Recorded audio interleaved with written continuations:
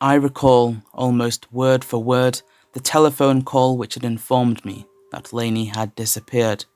Her teacher, calm, unbearable, all saccharine platitudes and reassurance, my own voice fraught and strangled with an instant and instinctual panic.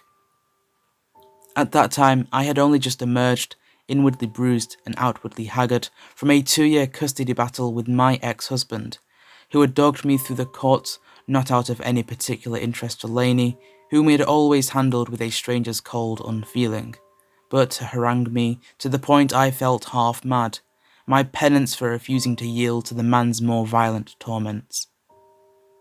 Our daughter was the only beautiful thing that I had gleaned from our decade together, and I cleaved to her, my prize, my love, with such ferocity that each time I dropped her off at school in the morning, I would sit in the parking lot and shake with a passionate dread of anything happening to her in the hours she was not in my care. All parents know the power of imagined horrors. The kidnapper idling on every corner, in the sinister white shell of a van, the teacher alone in a vacant classroom, the husband with quick and vicious fists loitering at the school gates to whisk the unwitting child away. All these things and more cavorted my mind in a grim and raucous glee as I answered the call from Lainey's teacher, knowing with the psychic sureness of any mother that something was wrong. "It's all right, Miss Cameron," said Miss Paxton, whom I'd always found to be an insipid and distinctly useless character. "I'm sure Lainey just wandered off and got a little confused trying to find her way back to the group. The park rangers are all out looking for her. I'm sure she'll be found in no time at all." It was all I could do not to scream a dozen accusatory questions down the line. How could you lose her? Isn't it your job to take care of the class? Don't you know that there are savage animals, and deep water, and steep drops out there in the wilderness? Haven't you thought about that the way I have? Agonized like I have, suffered and yearned to save the innocent from all the colours of horror in the world. "She's only 10 years old, for God's sake," I snapped, through gritted teeth. "She must be terrified." Yet even as I said it, I knew the most dangerous thing was that Lainey wouldn't be frightened at all. She had always been a placid, adventurous child, undeterred from her explanatory whims by scratches and bruises, nor by being separated from me or any other guardian. I recall losing her in a shopping mall at the height of the festive season, finding her, after 3 hours of tearful searching, by a water fountain, tossing nickels she'd found in one lint-filled pocket down into the verdigris depths. "Hi, Mum," Lainey had said, her blonde eyebrows raised with a cool adult surprise at my distress. "I'm making a wish. Think it'll come true?" Through luck and my meticulous care, nothing truly terrible had ever happened to my daughter. No wonder then that she could not conceive of herself at the centre of such an event. Disaster was, to Lainey, a distant fairy tale, the Rumpelstiltskin that only came for other children of another time. Yet these ills had indeed now taken her, and as I languished by the phone awaiting another call, I pictured 1,000 scenarios, each more sickening than the last. It didn't help matters that the national park in which Lainey had disappeared was notorious for missing persons reports and other unsavoury incidents, many of which were quietly suppressed from local news. I had, of course, vehemently opposed the school's decision to include a visit to the area as part of the new curriculum, appalled to find myself bullied into acquiescence by principal and board alike. Thus, upon finding my neurosis vindicated, I could only logically assume that my grislier fantasies would be confirmed in a like fashion. I was no retentive paranoiac, the hysteric archetype of the crumbling woman. Looking back, I might argue my suspicions were but pangs of psionic foresight, a sense that would step forth from shadowed peripheries in the following days and make itself their heart. Smoking cigarette after cigarette in a fractious helplessness, I envisioned, darkly, the face of Lainey's father upon receiving the news of her death, like the mask of some malevolent pagan god. He'd sup greedily from the liquor of my grief, the denouement of his daughter's existence nothing to him but a tool to eviscerate a reaction from me. Then, suddenly, the phone rang again, causing me to jump so violently that I spilled ash down the front of my dress. "Good news, Miss Cameron. Lainey turned up, and she's just fine." I pressed a hand to my mouth, unsure whether I was going to vomit or burst into tears. "What happened?" I asked. "Where did you find her?"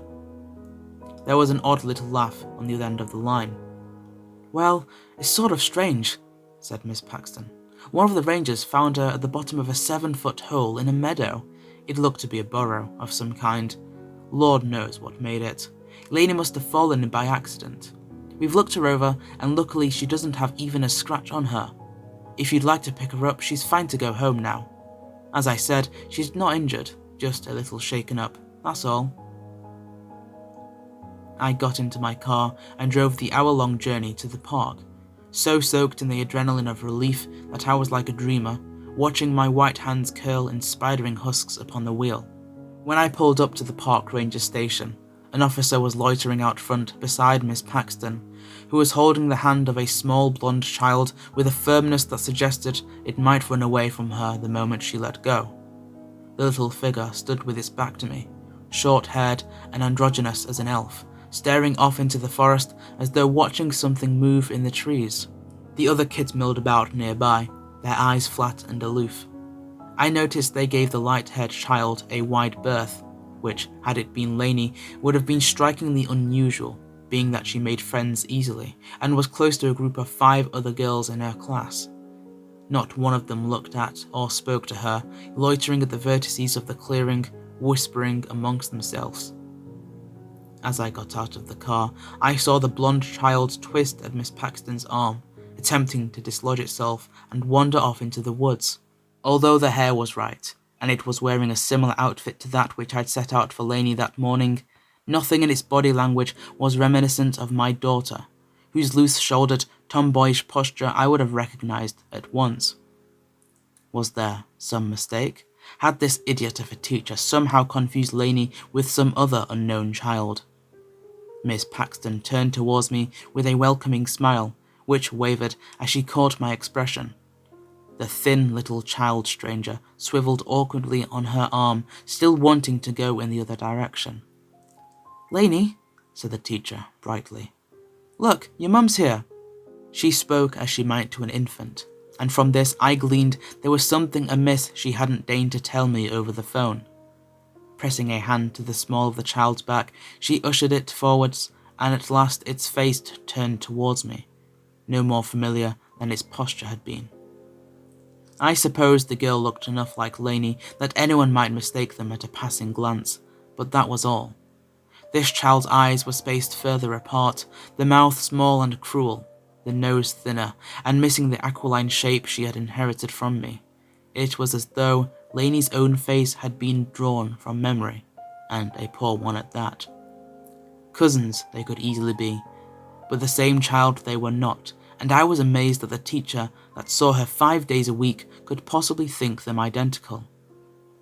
It was as I glanced up into the young woman's shifting eyes behind her glasses that I realized she didn't believe it. Not really. Now it seems to me that what she perceived was so far beyond her understanding that she had simply elected to place her trust in the most logical explanation, yet not the correct one. Then, however, I merely assumed that she was lying to me for some nefarious purpose, and found myself coolly unsurprised. The world had always seemed against me and my daughter. Why then would the person entrusted to care for my only child be any different? "What is this?" I asked harshly. "Where's Lainey?" Miss Paxton's face drained of colour, and she stammered through a few brittle sentence starters, unable to finish even one. The girl that wasn't my daughter twitched and fussed in her grip, her pale eyes as indifferent to my presence as the sea to the swimmer it drowns. I was both repelled and fascinated by her, this tiny usurper held against her will. "Miss Cameron," said the ranger, "talk with me in the station a second." She was a thin, short-haired woman, hard, with corded muscle, and speaking the sharp, almost Germanic accent that was common to some of the nearby towns. I wanted to refuse the ranger's offer, rally angrily against her with all the obstinance my fear and anguish could lend me, but in the end I went after her, looking back over my shoulder at the unfamiliar child, who flinched and jolted at the end of the school teacher's arm like a condemned man in a rain of artillery fire. The ranger, whose name was Diane Becker, sat me down in a rickety chair and brewed me a cup of coffee so black that I almost retched at the first swig. "Who is that kid out there?" I asked. "She isn't my daughter. Was it you that found her?" "My colleague," said Becker, flatly. "She's off shift. I'll get you her number if you want to talk to her. But anyway, I was there when Mel brought the kid back to the station. Had this with her. The teacher recognized it." The ranger picked up a purple rainbow print backpack from a nearby desk and pushed it towards me, watching blandly as I touched the name tag and ferreted through the contents: the workbooks with their untidy handwriting, the uneaten packed lunch, the pencil case, whose utensils were all nibbled surreptitiously at their ends. "Is your daughter's?" asked Becca, with the intonation of a statement. "Yes," I said reluctantly. "But it doesn't matter. That girl out there, I've never seen her before in my life. Lainey's still missing." Becca regarded me without expression. "So, you're saying a kid turned up with your daughter's description, wearing her clothes, carrying her stuff, but it isn't your daughter?" I knew how it sounded, but hearing it echoed back in that detached monotone made me want to scream out in frustration. Instead, I pulled my cell phone from my pocket and shoved it at Becca, stabbing my finger at photographs and video clips of Lainey as the ranger looked on with cool, dispassionate eyes. "Look," I said. "That's my baby. That's what she looks like. That's her face. That girl your colleague picked up, they're not the same. Can't you see that? And the kids in Lainey's class, none of them know who she is either. Why are you lying to me? What's going on?" But Becca only shrugged, her weathered face an impenetrable slab. "I don't know what to tell you, Mom," she said. "I'm not seeing the difference." I pinched the bridge of my nose, holding back the threatened tears. "I'm not crazy, okay? There's been some kind of mix-up. That girl's parents are probably frantic, looking for her." Becca shrugged. "Haven't heard anything about that. Only missing kid this week is yours." The helplessness I felt as I stared at the ranger was of such intensity that my vision swam like a desert heat at the edges, a white and crystalline blindness. Becca clearly noticed something amiss in my face, for she shoved the cooling coffee cup towards me and placed a coarse palm on my shoulder.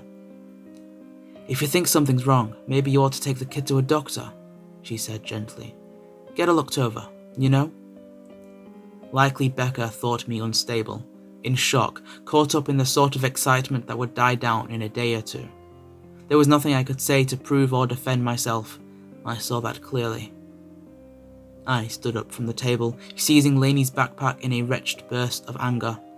"She is not my daughter," I said again. "When I get to the bottom of this, you'll hear about it. Make no mistake." For all my bluster, I was hyperventilating as I shoved my way back out into the clearing again, every breath sewing up through my side like an animal bite. I don't remember how I went from this pitiful state to sitting with a strange child in the back of my car, driving mechanically along the road. I only recall staring at the little creature in the rearview mirror, looking desperately for something of Lainey in its pale, furtive eyes, its twitching person, finding nothing. There was no recognition in the sharp little features, no understanding of where it was or what it was doing. I saw it wrestle with the seatbelt like a dog against its collar, put one grubby hand against the passenger window as though expecting it to slip right through into the air beyond. I couldn't fathom where so wild and capricious and unthinking a child might have sprung from, and despaired that through the stupidity of others it had been thrust upon me. Through a great amount of wheedling and pressure, I was able to wrangle an emergency checkup appointment with Lainey's paediatrician, a wary middle-aged woman who'd handled my daughter's case so many times over the past 5 years. I had no doubt that she, at least, would recognize the grave mistake that had been made when I presented her with the little stranger. It was a trial cajoling the child out of the car into the doctor's office. It only glared with a beady, crow-like malice and attempted to dart past me, prevented only by my hand at its elbow.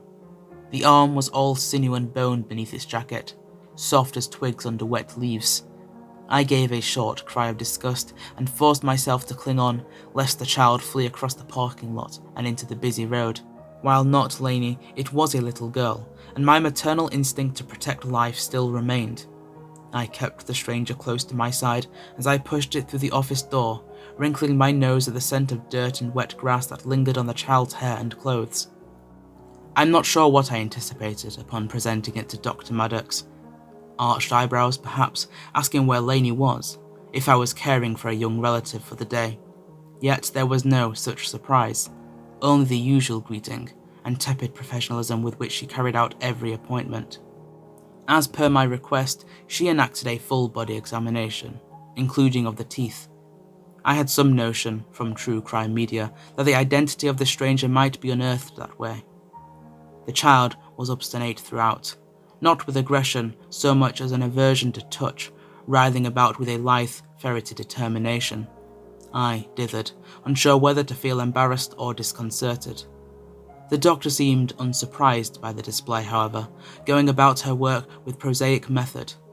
Only when the child was allowed to slip from the examination table and hunch, all elbows and knees in one corner, did Dr. Maddox take me aside for a hushed conversation. "Miss Cameron, why did you bring Lainey in to see me today?" she asked, in tones of brittle neutrality. The truth would sound akin to madness. Aware of this, I only said, "I was wondering if you'd noticed a physical difference in Lainey since you last saw her." Dr. Maddox glanced at the child, who stared out of a nearby window, observing a small bird cleaning its wings in a tree. "It's not her physical health that worries me," she said. "The behavioural changes, however, the mutism, the restlessness. I have to ask, has anything new happened at home?" This being a delicate euphemistic reference to the divorce, to Lainey's father. "Not at home, no," I said carefully. "Earlier today there was an incident on a school trip. Lainey wandered off, had some kind of accident.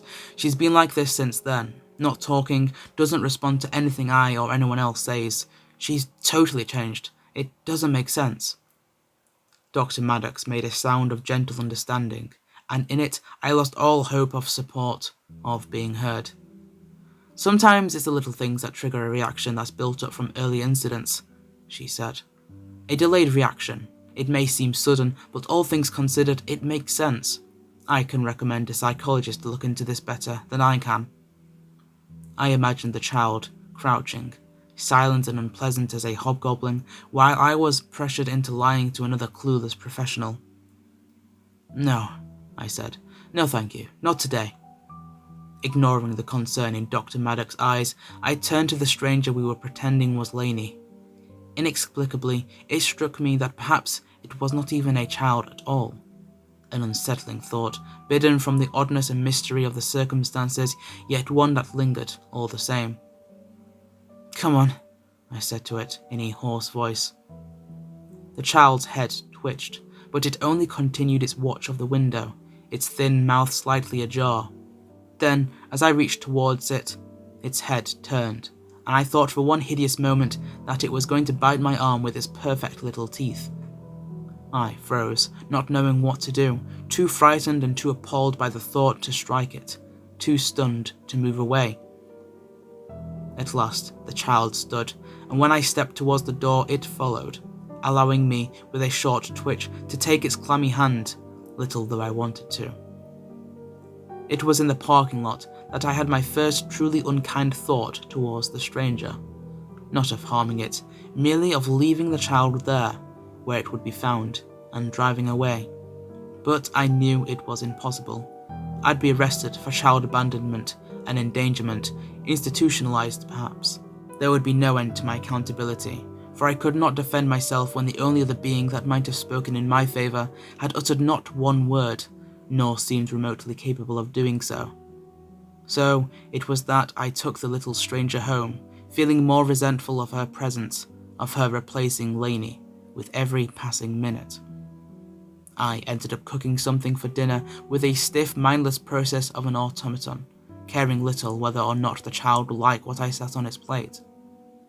It would neither sit at the table, nor consider the cutlery, squatting behind one of the chairs to look at me through the slats, its face spliced into irregular oblongs by each wooden spoke. The effect of this was that I could imagine even less how the individual pieces could ever come together to resemble Lainey's features, each of an unnatural difference from hers. "Who are you?" I hissed across the now cold dinner. "Where's my daughter? Why are you here and not her?" The child slid away from the chair and against the back door, scuffling like a hound plagued by worms. "All right," I said sharply, standing up from my place with a screech of chair legs upon tiles. "Go outside. Play. Something." I unlocked the door and ushered the strange out across the backyard, relieved that it went out without event, allowing me my first moment alone. The inescapable bind of my situation overwhelmed me, and again I collapsed into my chair, leaden as a coin dropped into some fathomless well. I missed Lainey terribly, thinking forlornly what a beautiful, simple afternoon it would be if she were still here, kicking her dirty sneakers off under the table with a sighing affectation of grown-up tiredness. She would have shown me a rock or flower she'd found on her trip, which I would pretend a dutiful fascination in, and cleaned her plate of food in 15 minutes before managing to thieve a double helping from my own, her boyish playful irreverence overshadowing the very light in the room. Remembering her hammered home ever plainly that the creature I'd brought back from the park was not Lainey, and as I stood up to look at the girl from the kitchen window, I wondered, with a twisting repulsion, what sort of parents had managed to raise such offspring. A light rain had fallen. Unperturbed, the child knelt at the edge of a flower bed, digging with both hands in the wet soil. "Hey," I said sharply, "what are you doing?" I stepped outside, one arm raised to shield my hair from the rain. I saw that a number of worms and other insects were churning about in the dirt, as though the child's very digging had drawn them up like a seagull's dance. Disconcerted, I leant down to pull the girl away, then stopped, a guttural cry jarring my chest. The child was shoveling handfuls of the infested soil into its mouth, stones, weeds, and clods of earth alike vanishing into the greedy pit of its throat. Brown and bloody spittle hung from the thin lips in swinging strands, and I was horribly amazed that the little white teeth did not break as they ground down on grit and decorative pebbles. "No!" I snarled, and with a feat of strength I didn't know I possessed, I hoisted the squirming beast under one armpit and carried it back into the house, up to the bathroom. The chaos of undressing the stranger and thrusting its pale body under the shower head was like a scene from some Victorian asylum, although conducted in an uncanny, scuffling silence that perturbed me more than if the child had screamed. I let go of it and leant, panting with exertion, against the bathroom wall, wondering grimly why I had bothered, why I was still engaging with any of this. The child looked balefully at me from under a sodden cap of yellow hair, its cut mouth still. My eyes rooted to its pale ears, nudging from behind dripping fronds. Their tips were sharp, like white flint, unfamiliar. Another wrongness, another indicator that the girl wasn't mine. Still, I deposited it in Lainey's bedroom for the night, there being no other space in the small house in which to have it sleep. It turned my stomach to think of the feral, silent child touching my daughter's things, leaving its damp scent on her stuffed animals, her pillows, the sheets. Twitching and unsettled by every perceived sound from Lainey's room, I imagined the child gnawing at the walls and crawling through them like a rat, or sickness in a dying tree. I tossed and turned until my pillow was flat and my hair tousled upright. In the end, I withdrew the cigarette carton I kept hidden at the back of my sock drawer and smoked to the end of the pack. When morning came, white and sore as a scar, I went to Lainey's room and opened the door slowly, poised to dart back should the child leap at me. Although it hadn't yet expressed any particular violence, outside its outbursts on contact, I well suspected an unprovoked attack would soon come. As daylight scythed through the doorway, I saw that, while the bed was empty, Lainey's quilt had been pulled down between the headboard and the wall into a sort of nest. The blanket stirred, and a tiny spindle-fingered hand emerged, parting the blankets to reveal a pale eye squinting at the light. There was only the barest recognition there, as of the pet of an acquaintance that has yet encountered you once, or twice, and briefly at that. I felt suddenly a foreigner in my own home, alienated by the invader. I got the child dressed in Lainey's clothes as quickly as I was able and dropped it off at the school gates, half hoping that it would take off onto the street and become lost indefinitely, unshackling me from its burden.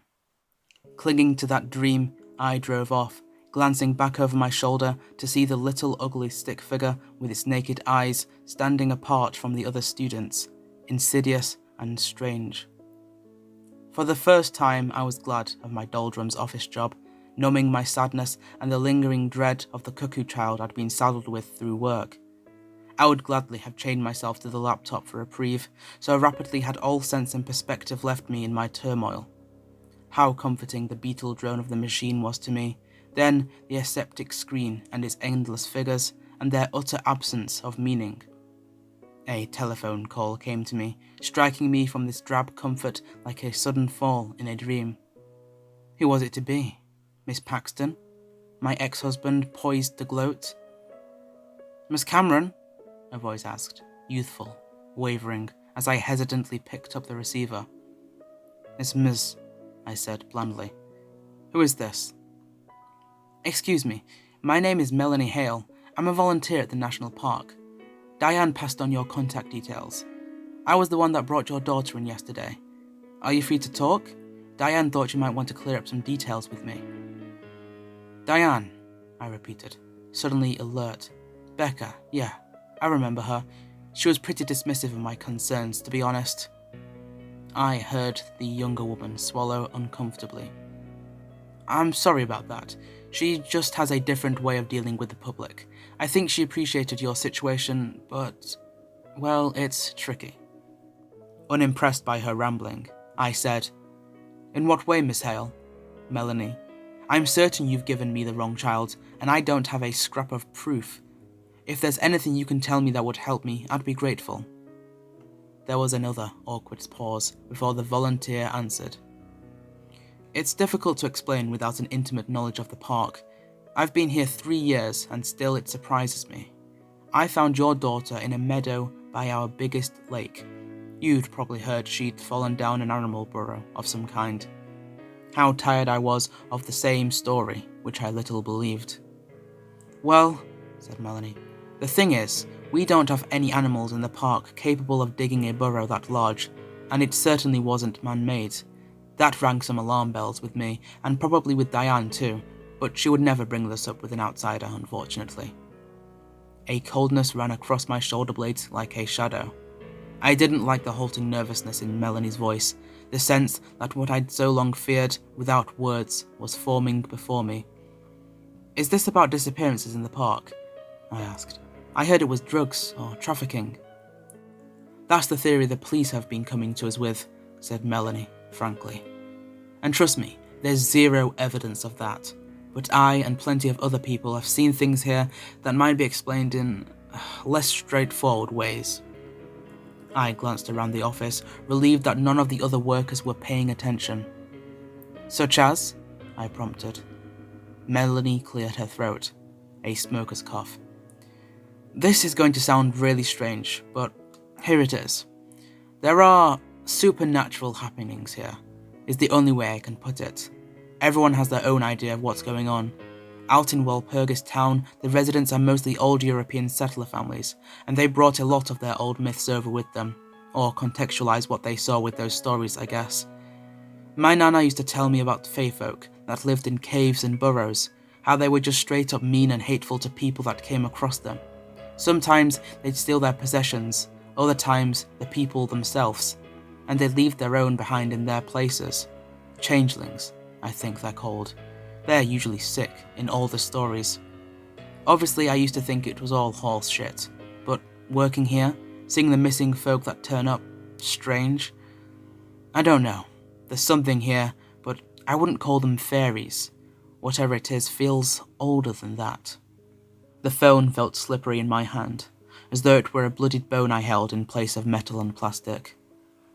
"Like I said," Melanie stated, "I'm really not supposed to talk about this. There's really no proof at all, so I could get in a lot of trouble for bringing it up with you. Anyway, you probably think I'm nuts." "No," I whisper, so quietly I doubt she heard my voice. "I don't. Go on." Clearly relieved, the young ranger continued with a renewed confidence. "I had such a bad feeling when that teacher called the ranger station yesterday. I always do when we have one of our weird cases come up. I was told your little girl had gone wandering by the lakeside, so I checked there first, then headed out across a nearby grassland area, which is also pretty well known for reports. When I saw that burrow, to be honest, I wanted to turn back. We all avoid them, usually. Leave them well alone. But on the off chance a kid really had fallen down there, I shone my flashlight down the hole, feeling sure as hell something bad was going to happen to me for poking around. Right away, I saw a little girl looking right up at me, not saying a word, just staring. Her eyes didn't look right to me, and she didn't talk or yell or anything, just stood there like a rat when you turn the light on in the kitchen. Not used to people at all. I would have backed off and gotten out of there, but that teacher came running up behind me. Clearly figured from the way I was bent over I'd found something. I couldn't walk away then, obviously. Nothing I could do but pull the kid out of the burrow and take her over to the ranger station. She was acting wild, didn't know anybody she saw. I pulled Diane to one side with my concerns, but she didn't want to know. "We've got to hand her over," she had said to me. "What do you want me to do? Throw her back? Come on." Then my shift was over, and there was nothing else I could do. I was up all night thinking about it. I don't know if I'm even doing the right thing calling you to tell all of this. "You are," I said. "You did." I hung up and sat with my face in my hands like a scene from a melodrama, yet feeling nothing of that passion, nothing but the sureness of what I must do. At the end of the school day, I went to pick up the child. As I'd anticipated, Miss Paxton was standing with it at the gate, her mouth pressed firmly into a thin line, as white and thin as a chalk drawing. "Hi," she said faintly. "Can we talk? Lainey's been having some difficulties at school today." "Of course she has," I cut in sharply. "And we both know why that is, don't we?" The teacher looked taken aback, a guilty avoidance in her eyes. I looked at the child, which seemed even less a fit in its own skin than ever, flinching and glaring at every passer-by. I gazed hard at the odd little face, the clawing hands with dirt under the nails. "Let's go," I said, and the child followed, if only in that it knew, in some base manner, that I was its caretaker here, above earth. I drove out to the national park without even stopping at home first, having already been by to pick up a change of clothes and a spade, which I had packed in a canvas bag in order to be less conspicuous. The light imprinted itself on the edges of my vision as we walked, turning all I saw that same shade. I had a map of the park with me, which was easy enough to follow. Lainey's class hadn't ventured particularly far out, only a couple of hours along one well-used path. Whether or not the child knew then where I was taking it, I don't know. It stumbled the end of my arm with the same fussing displeasure with which it seemed to regard all things. The lake came into view, and the mountain range beyond it. To the right lay a stretch of grass so flat it was like absinthe spilled across a desktop, intimidating in the vastness of its plains. This was where the ranger, Melanie, had found the child dressed in my daughter's clothes. This was where the burrow dwellers lived, the old mischiefs of Walpurgis legend. I should have laughed to find myself believing in such myths without question, but I had seen this creature devour dirt and stones, could feel now, with a firm conviction, the watchful, humming presence of something underfoot, far, far down. Heading out there, I hadn't expected to come across a burrow. The chance of doing so in such grand terrain was inconceivable. Yet the park seemed full of such unlikely details, for after a further 20-minute excursion, I nearly found myself tumbling down into a pit much like that which Melanie had described. I stood at the mouth of it, feeling, as I peered down, the same crushing numbness that had gripped me since the telephone call in the office. Grief. Grief without hope of an end was that draining absence, and yet it was through that very hope that I was there. "Look," I said to the child. "That's where you came from. I want you to go back down there and give me my daughter." I don't know why I thought it would understand me. Its white-blue eyes were lifeless, but for the captured flare of the sun, its mouth slack, speechless. The young ranger had said the burrow dwellers left their sick in place of the people they took. This creature was surely one of them, insensible to anything that was said to it. That, or like any other animal, it only heard my voice as a series of meaningless sounds. Either way, it could not respond to me, could not give me what I asked for. I looked at the stranger for a long moment, glancing over my shoulder and all about us, seeing no one else in view at this odd hour. Then, with a quick motion I couldn't take back, I stepped up behind the child and shoved it down the burrow with both hands, glad that its scrabbling attempts to clamber back up the crumbling sides only pulled grass and dirt down on top of it. I heard it moving at the bottom of the pit, scratching with its fingernails, and took the spade out of my bag.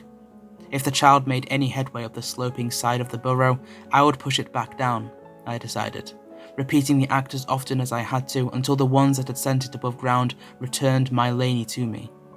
Surely they had her, I told myself, had kept her like a pet in their warrens, a thievery that might be reversed. Yet as I sat on the grass by the burrow, waiting, I began to consider, with all the imaginative plenty of dread, the possibility that something more terrible than merely being taken might have befallen my daughter. As night fell, and the cold, and the dark, and the silence provoked me, I at last began to wonder if the young ranger and I had been mistaken. Perhaps the little girl I had thrown down into the hole in the earth had been my daughter after all.